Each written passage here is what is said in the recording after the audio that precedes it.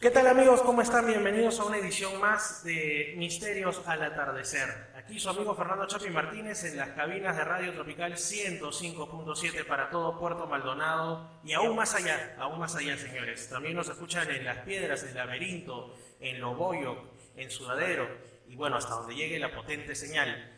En esta ocasión vamos a hablar sobre un evento ufológico, un evento que tiene que ver con el mundo del misterio que se ha desarrollado no hace mucho en la ciudad de Barcelona, en Cataluña, España, el Ufology World Congress, o sea, el Congreso Mundial Ufológico. Como ustedes ven, ufológico está centrado específicamente en todo lo que tiene que ver con la fenomenología que está relacionada a los objetos voladores no identificados, que para algunos son presuntamente de origen extraterrestre, aunque también hay otras teorías alternativas muy interesantes. De hecho, dentro de unos días vamos a tener a un invitado que nos va a hablar sobre una de esas teorías alternativas. Pero ahora tenemos desde España, concretamente desde Madrid, a Sonia Gupta, que ustedes la deben ya haber escuchado en un anterior programa en el que hablamos sobre casos de esos misteriosos hombres de negro, pero ella estuvo presente ahí en ese evento que les he mencionado, el Ufology World Congress, y nos va a comentar algunas cosas, algunos datos sobre ese evento tan interesante. ¿Qué tal? ¿Cómo está Sonia?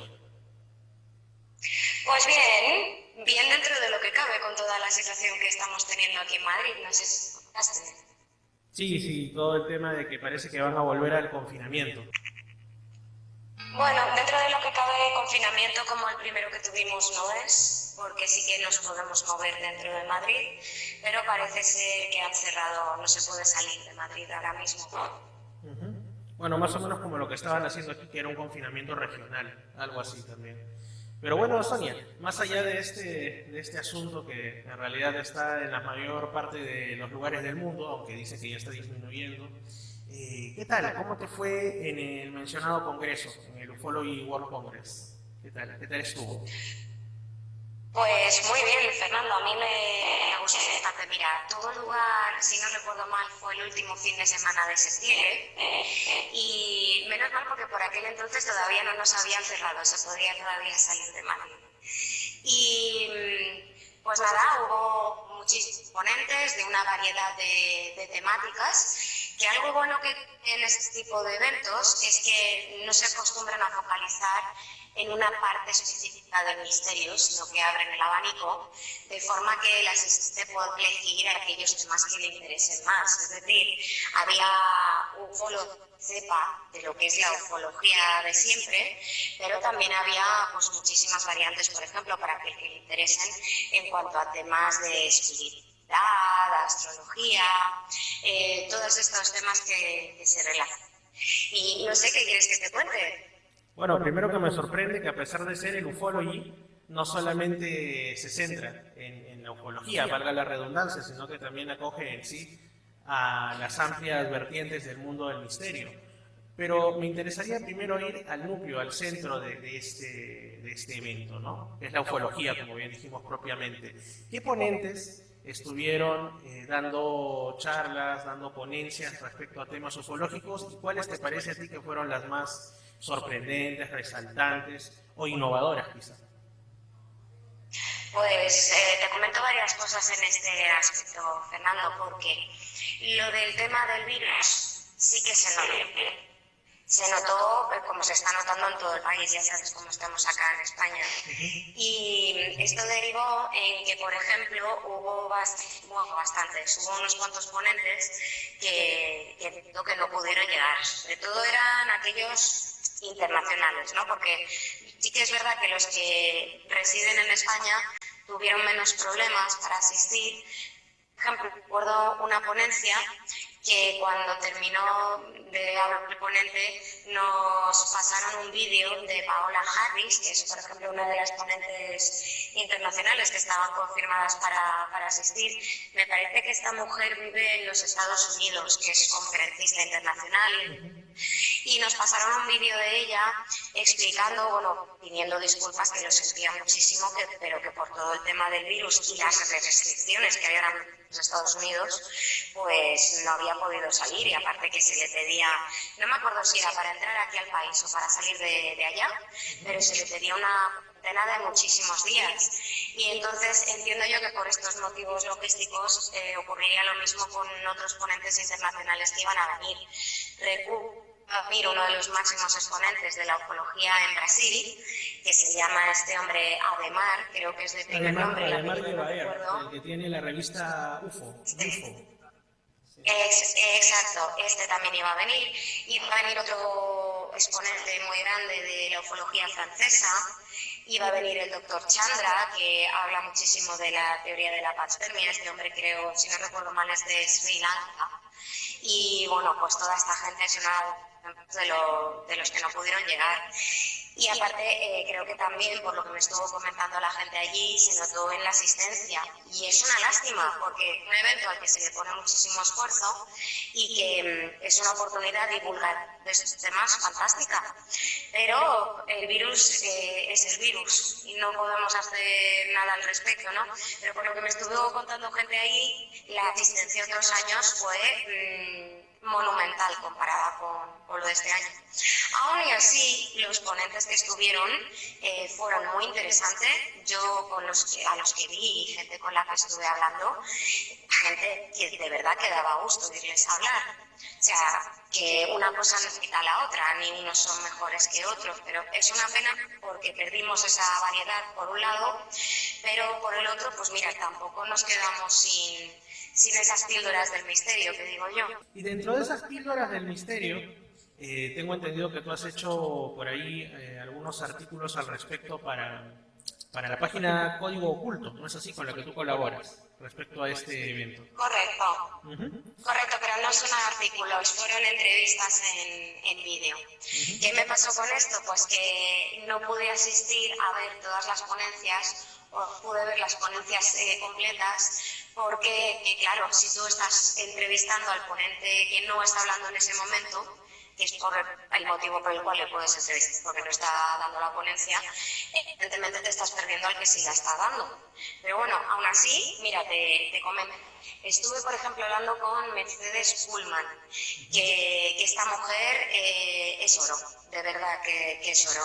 Es una mujer súper capaz, súper centrada, con un montón de energía, y lo bueno que tiene es que ella creo que fue nacida y criada hasta cierto punto en la antigua Unión Soviética.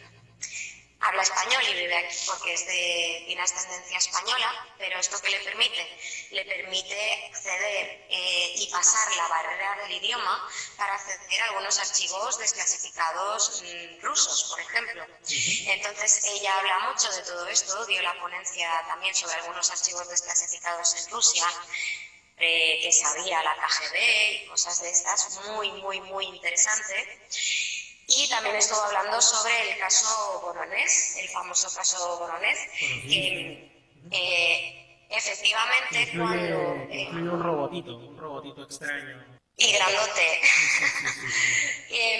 Pues estuvo hablando, claro, ella como no tiene esa barrera del idioma, que al final dificulta o facilita según en qué le, ¿no? Pues podía acceder a más datos que pues para nosotros hispanoparlantes a priori se nos haría un poco más complicado.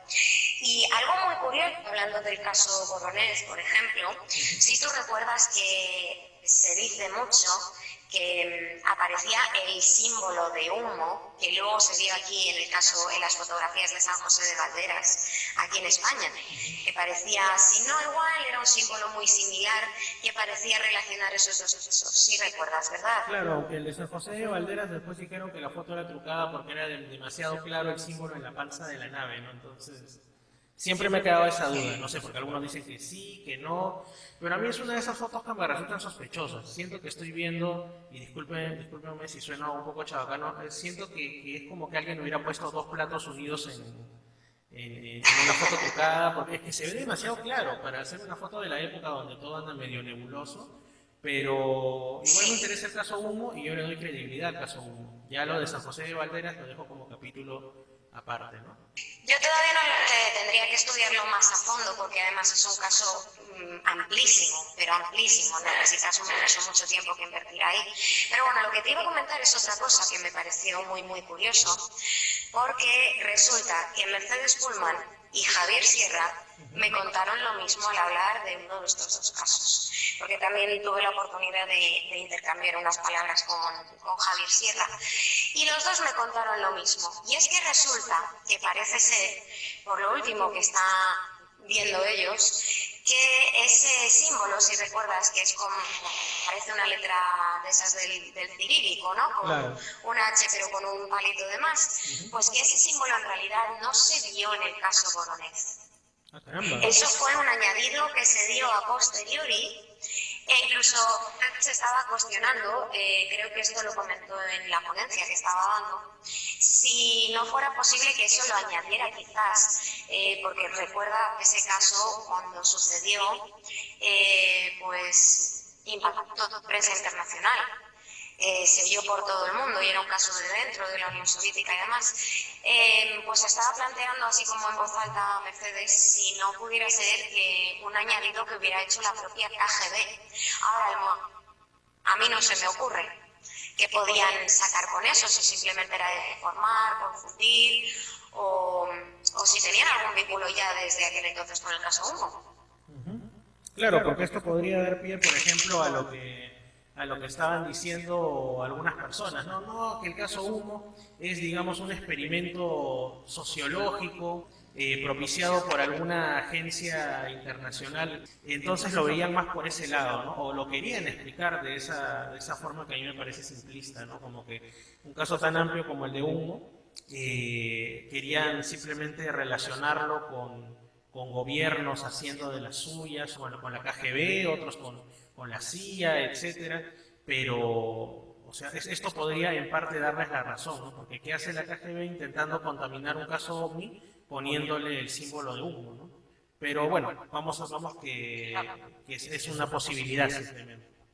El interés que tiene es que no es una posibilidad más que ponemos sobre la mesa y a cuanto más posibilidades tengamos y más se debata sobre el tema, más beneficio nos va a hacer en el sentido de que tal vez nos encamine en la dirección correcta. Así es. Y bueno, entonces me comentabas que también estuvo por ahí Javier Sierra, a quien vi personalmente aquí en Perú en una de sus visitas para promocionar uno de sus libros, y también lo sigo, y bueno, realmente me parece fascinante cada vez que lo escucho. ¿Él sobre qué tema disertó? ¿Cuál era el tema por el cual estaba ahí presente en el Congreso? Pues mira, esta es una de esas conferencias que te comentaba, que no pude ver entera y de hecho me tuve que salir al poco de que comenzara porque tenía que hacer una entrevista fuera. Pero por lo que vi, estaba hablando un poco hasta donde yo llegué, que igual fueron minutos más, pero comenzó hablando pues así un poco de la historia del fenómeno OVNI. Recuerdo que bueno, pues se hicieron menciones, por ejemplo, a las famosas luces de Fénix y todo este tema. Y ya poco más pude ver, porque entre, ya te digo, lo que tardas en que todo el mundo se siente, los saludos, la primera exposición y demás, comenzó a hablar el hombre y yo ya me tuve que salir y me dio pena por un lado, pero mira, por el otro. No me acuerdo quién estuve entrevistando en ese momento, pero todas las entrevistas que hice fueron todas muy interesantes. De hecho, si en los vídeos, todas las respuestas que yo le doy a los ponentes es wow, qué interesante, porque de verdad es lo que me estaba a mí saliendo del alma, ¿no? Es gente que tiene hecho investigaciones y tiene cosas pues muy interesantes, valga la redundancia, que contar y siempre se aporta algo. Así es, exactamente. ¿Y cuántos días duró el Congreso? ¿Cuántos días? ¿Cuántas fechas? Fueron 3, viernes, sábado y domingo. Un buen fin de semana ufológico y del misterio. ¿Y cuántos ponentes hubo aproximadamente en esos 3 días? Pues ahí ya sí que no te sabría decir, porque recuerdo que yo más o menos tenía un número en la cabeza antes de que comenzara pero luego entre los que no pudieron venir, los que... Es verdad que hubo algunos ponentes que lo que hicieron fue dar más de una ponencia. No te sé confirmar si era de lo que estaba proyectado en primera instancia que suceder, ¿no? O si fue el propio Congreso adaptándose a las circunstancias. Pues imagínate, si de repente te encuentras que por el tema del virus y por el tema de la dificultad ahora mismo para viajar de forma internacional, pues te quedas sin panel, pues ahí entiendo que la propia organización actuó bastante bien y rápido, tratando de llenar con los ponentes que ya tenían confirmados para que hablaran de más de una ocasión. Claro. Y dentro de los ponentes que, como tú dices, no solo se habló de la ufología propiamente, sino de quienes trataron quizá temas relacionados a la astrología, a la espiritualidad, o me imagino incluso también a los fenómenos paranormales, probablemente.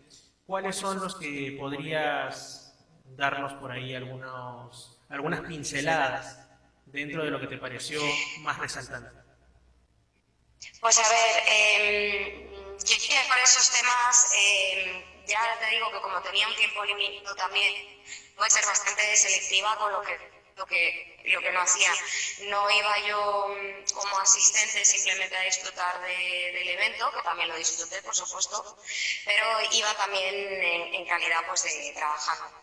Entonces sí que debido a esta selección pues tampoco me empapé demasiado de todo aquello, pero recuerdo que a alguno que daba, y ya perdóname porque yo para los nombres soy horrible para recordar todos los nombres, pero pues entonces me comprendes. Bueno, esto te decía que recuerdo que había alguien hablando de astrología, de correspondencias astrológicas. Creo que había alguien también hablando pues de cosas intencionales. Yo por lo que vi en el panel en primera instancia cuando estaba quién iba a ir para organizarme yo, sí recuerdo que había bastante gente pues que se basaba en esa tendencia como más espiritual, ¿no? O cómo tratar con tu yo más interior o con esta dimensión o porque ya te digo, yo en temas de espiritualidad, ya me conoces, Fernando, no es que tenga yo demasiado conocimiento tampoco. Así es, aunque he de decir, porque para quienes nos estén escuchando y o viendo, tú tienes un canal de YouTube llamado A Enigma, en el cual, por ejemplo, has hecho una lectura fantástica del Bhagavad Gita, ¿no? Por ejemplo. Sí. Para matizar, o sea, que yo lo leí, yo hace mucho tiempo leí una parte, no lo terminé, en cambio cuando he escuchado la versión hablada que tú has realizado, que está muy bonita y la recomiendo, como digo en el canal A Enigma, me cautivó y la escuché de principio a fin. Así que, ya que hablamos de espiritualidad, también aprovecho para mencionarlo. Ya, Fernando, no sabía que la habías visto, me alegro de que te gustara. De hecho que sí, muy buena y muy recomendada. Pero bueno, tú dices que sobre temas de espiritualidad no has centrado tanto, pero quizá puedas recordar alguno de estos ponentes, alguna cuestión que de repente, incluso no en el Congreso propiamente, en cuestión de ponencia, sino cuando los has entrevistado, que te hayan dado algún dato, y como tú mencionas, ¿no? Que tú ya has dicho interesante porque te sorprendió y te dejó, digamos, ante lo inesperado, ¿no? Hombre, pues de hecho el que te he contado del tema humo barra ese me sorprendió, me impactó bastante porque es que ya no solo que en cierto modo es una cosa que claro, todo lo que se venía hablando, que sí, que ese símbolo apareció en Borronez, sino que es que además en el mismo evento dos personas diferentes me contaron lo mismo. Entonces fue como una coincidencia que influyó, añadió más que yo tuve. Pero si quieres, pues por contarte más cosas, estuve hablando también con, por ejemplo, que me pareció muy, muy intrigante todo lo que decía esta mujer, con Carmen Maimó, que es una autora e investigadora independiente, que a mí me interesó mucho. Tiene un libro en el que vincula la montaña de Montserrat, si conoces aquí en Barcelona, aquí en España, Claro. la vinculaba con una posible vinculación con la Atlántida. Y estaba ¿cómo te contaría yo? Pues como en vestigios mitológicos, por así decirlo, ¿no? En esta leyenda de aquí, en esta de acá, en que se cuentan las antiguas historias, incluso se basaban derivaciones de palabras, en correlaciones de palabras que en inicio pues no nos parecería que tendrían nada que ver entre ellas, pero según ella encontraba que la raíz dialéctica era la misma. Te pongo un ejemplo que estuvimos hablando en la entrevista, si no recuerdo mal. Hay un dios antiguo de la mitología de la península ibérica que se llama Netón, que es de los dioses más conocidos. Bueno, pues ella lo relacionaba, por ejemplo, con Neptuno, o por ejemplo. Y pues no sé, te cuento, estuve hablando también con un periodista alemán que fue a dar también una ponencia que se llama Robert Fleischer. Este hombre me llamó la atención en el sentido que de nuevo podíamos sorpasar con él aquello que comentábamos de la barrera del idioma. Porque, claro, igual aquí al mundo hispanoparlante no nos llegan tantos casos de lo que puede haber acontecido, pues que te diré yo, en Alemania, en Austria o en la zona de habla alemana. Pues mira, más que nada este hombre, a mí me dio la sensación que centra más su investigación en lo que suelen ser avistamientos ovnis, pero relacionados con el efecto militar, es decir, cuando hay una aparición en un radar o cuando se envían cazas a seguir al objeto y demás. Pasa que si quieres por la revista que está colgada en mi canal, y ahí lo cuenta él todo detalle porque es muy interesante. Y también, pues te digo que es periodista de pura cepa y estuvimos hablando porque este hombre ha estado en conferencias, en las ruedas de prensa que ha dado Luis Elizondo, que está dando ahora últimamente tanto que hablar con la desclasificación de los ovnis del Pentágono y todo esto, y las declaraciones que está haciendo este señor. Y bueno, este hombre ha estado hablando con Luis Elizondo, le ha estado haciendo preguntas públicamente y también nos contaba en entrevista que ha podido hablar con él fuera de cámaras y de lo que Luis Elizondo le ha podido contar cuando nadie le estaba grabando. Entonces, todo eso es muy interesante por ese lado. Y Sonia, ¿qué más nos cuentas? ¿Qué novedades hay ahora respecto a tu canal? Respecto al canal Enigma, ¿tienes algún proyecto? ¿Tienes por ahí algo con los que nos vayas a sorprender a quienes nos seguimos? Bueno, tengo algunos temas de los que me estoy documentando que me resultan de lo más interesante, de las pocas cosas me encontré tan interesantes como estas. Y saldrán próximamente, y también próximamente van a venir algunas colaboraciones, si la salud me permite. Sí, sí.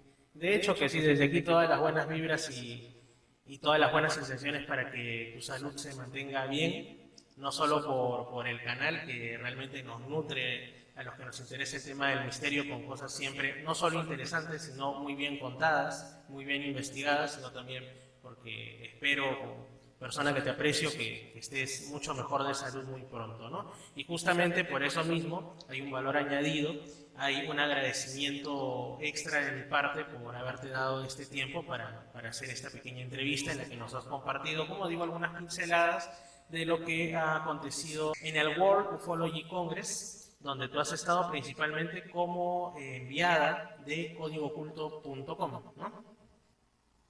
Efectivamente, y te agradezco todas tus palabras, Fernando. Siempre que te buenos deseos, se agradece. Muchas gracias, Sonia. Entonces será hasta una nueva oportunidad, porque entiendo que por allá, por España, ya es bastante tardecito, ya van a ser la 1 de la mañana y ya por tu parte hay que descansar. Así que agradecido quedo y ya estaremos nuevamente en contacto mediante las redes sociales. Perfecto, Fernando, pues muchas gracias otra vez por invitarme y un saludo a todos tus oyentes. Un saludo para ti, un abrazo hasta allá, hasta Madrid.